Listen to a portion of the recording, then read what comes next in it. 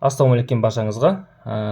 Қазір данный момент индрайвер актуальный вопрос болып тұрған индрайверді аккаунтты құлттау. Аккаунтты құлттаудың индрайвер тарапынан 3 түрі бар. Соны сіздерге талдап көрсетіп кетейін. Бірінші түрі светофор, бұл клиентке жалобы. Клиент жалоб жазса, сіздерді осылай блоктайды. Екінші түрі бұл посторонний приложение қолдансаңыз, сізді осылай блоктайды. Даже бұл жерде жалғыз ол емес. Даже элементарно X-ті басып жұмыс жасаңыз, жылдам жұмыс жасаңыз, шустрый болсаңыз, сізді осылай блоктайды. Сізді кликермен отыр деп ойлап қалады, сізді осылай блоктай салады. Бұл дұрыс емес тоже.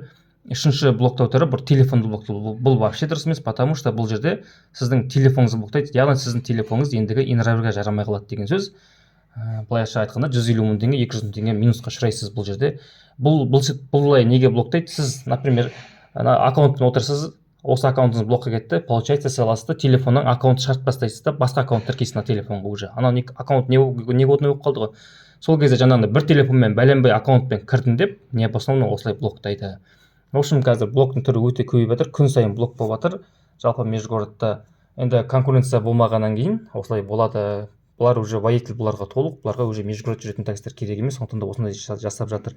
Қазір мен мына телефонмен тағы да бір көрсетіп кетейін. Мына видеоны, толық видеоны YouTube-қа салатын болам. Еще көріп кетіңіздер. Қысқа қылып TikTok-қа да салам. Қазір екінші жасты көріңіздер. Жаңағы 3 блокировкадан жиі кездесетін осы 90% таксистердің басынан өткен блокировка осы. Даже күніне 3-4 аккаунттан блоктап жүреді даже индрайвер. Неге? Потому что не используйте постороннее приложение дейді. Бірақ менде постороннее приложение жоқ. Бірақ новый заказ өтетін болса, мен на X-ті басам. Енді бұл индрайвер бізді X-ті бассын деп қазір блокқа жіберіп жатыр.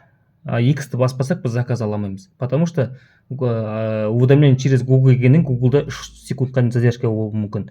Енді бір заказды қазір жоқ дегенде, мына жерде бір жоқ дегенде бір 30-40 адам қарап отыр, 20 адам дешкеше дейді. Мен сол 20 адамның ішінен ол керекті заказымды алу үшін мен X-ті басам, потому что заказ мына жерге түсу үшін. Өйткені біреуге мынау заказ маған жаңа ерте келуі мүмкін, біреуге осы заказ кеш келуі мүмкін. 3 секундқа дейін айттым ғой задержка бар деп. Түсіндіңіздер ғой осында. Сондықтан да бізді қазір енді сол X-ті бассын деп бізді блокқа тығып отыр. Енді біз сонда қалай жұмыс істеуіміз керек енді? Көрдіңіздер ме? Бір заказды бүкілін таластырып отыр бір заказға. Еще оның ішіне X-ті баспаңдар деп отыр. Сонда қалай набор жасайды адамдар? Сол общем айтатынымыз. Сондықтан да осы X-ті бассын деп бізді осылай блоктап жатыр. Сонда непонятно болып отыр в общем. Жаңағы 3 блокировкадан жиі кездесетін осы 90% таксистердің басынан өткен блокировка осы. Даже күніне 3-4 аккаунттан блоктап жүреді даже индрайвер. Неге? Потому что не используйте постороннее приложение дейді. Бірақ менде посторонний приложение жоқ. Бірақ новый заказ өтетін болса, мен на X-ті басам. Енді бұл индрайвер бізді X-ті бассын деп қазір блокқа жіберіп